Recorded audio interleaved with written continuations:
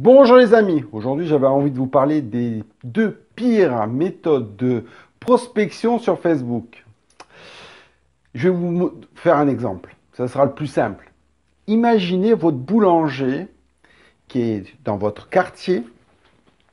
Donc il a, voilà, pignon sur rue, il marque bien que c'est un boulanger et qui vend du pain. Donc il n'y a pas d'ambiguïté, quoi. Il met même de la publicité dans le journal local pour dire venez dans ma boulangerie. Donc il n'y a pas de problème, on sait que c'est un boulanger. On est tous bien d'accord, c'est un boulanger.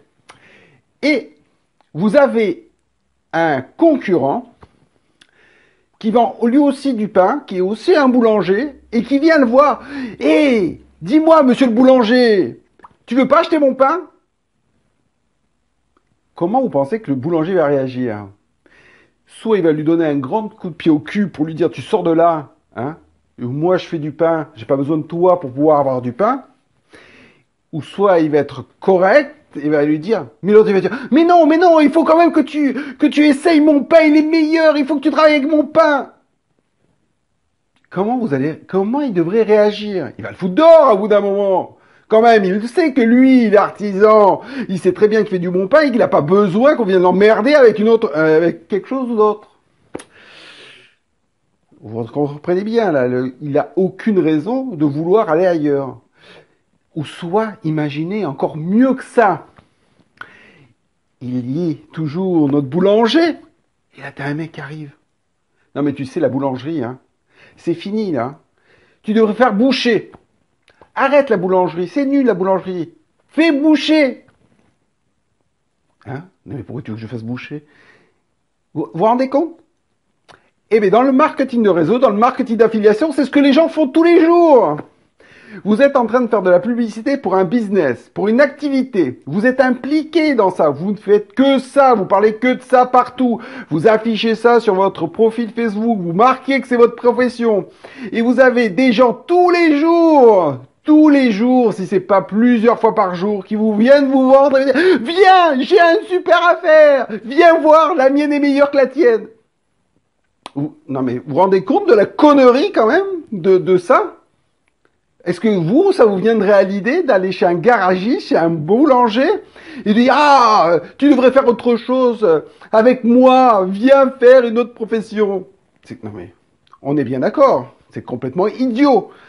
Eh bien, c'est ce que font les gens tous les jours. Tous les jours, je reçois des demandes d'amis. Moi, je suis gentil, moi, je dis, j'accepte les demandes d'amis.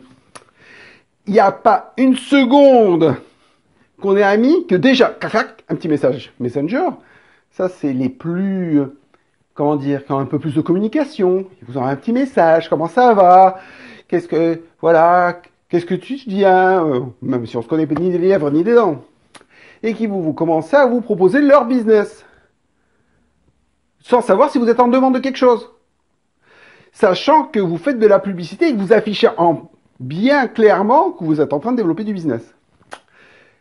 Que ce soit en affiliation, en marketing de réseau, peu importe.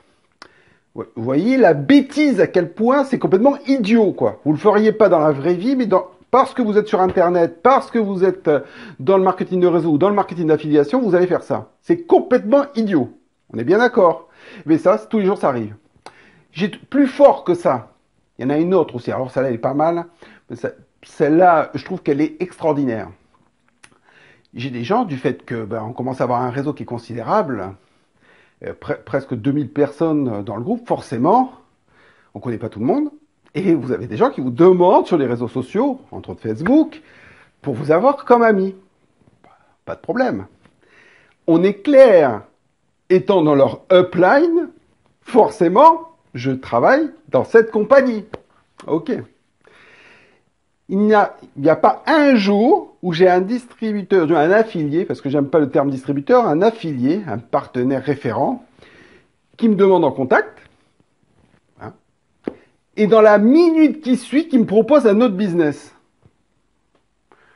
Comment voulez-vous que je réagisse à ça? Non mais, honnêtement, c'est comme si vous étiez chez votre patron, vous venez de voir votre patron, je sais pas, hein. Vous travaillez chez Alcatel, par exemple. vous voyez votre PDG et que vous êtes en train de lui dire oh, j'ai vu un truc Sony qui est extraordinaire, on devrait acheter ça. Vous imaginez la connerie, vous le feriez pas, quoi. C'est, je sais pas, c'est comme un vendeur de voitures Renault et qui viendra Mercedes, quoi. Vous achetez, non mais il y a un truc, j'arrive même pas à comprendre que les gens puissent réagir à ça. La raison principale de cette façon de faire, c'est que les gens veulent plus faire le travail. Ils veulent faire des raccourcis.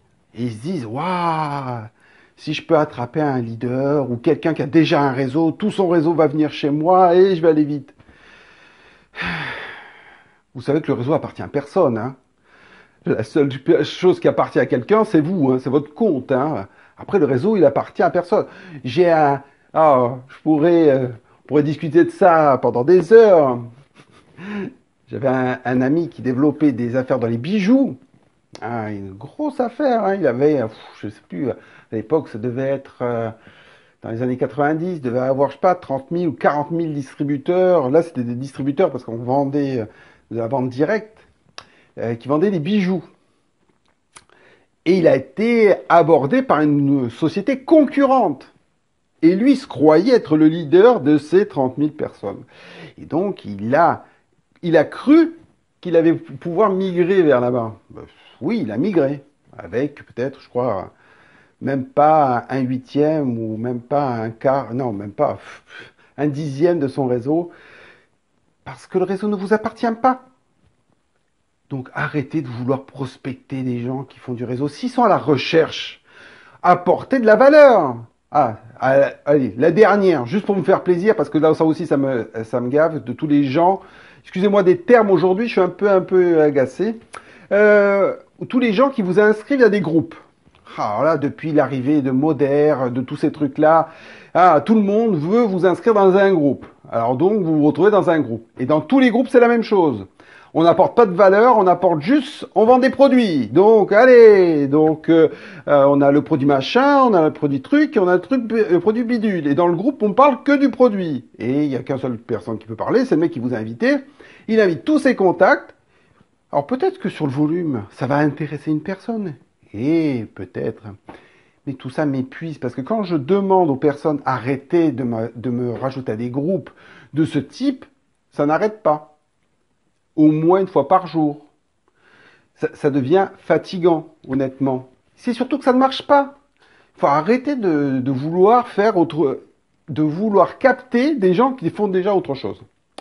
Bon, voilà. Donc, petit coup, voilà. C'est pas un coup de gueule, c'est un constat, voilà, des trucs complètement absurdes de vouloir à tout prix recruter des personnes qui ne veulent pas être recrutées parce qu'ils sont déjà en train de travailler dans un autre business.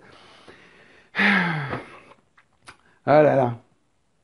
Bon, allez, je vous souhaite une bonne journée et à bientôt.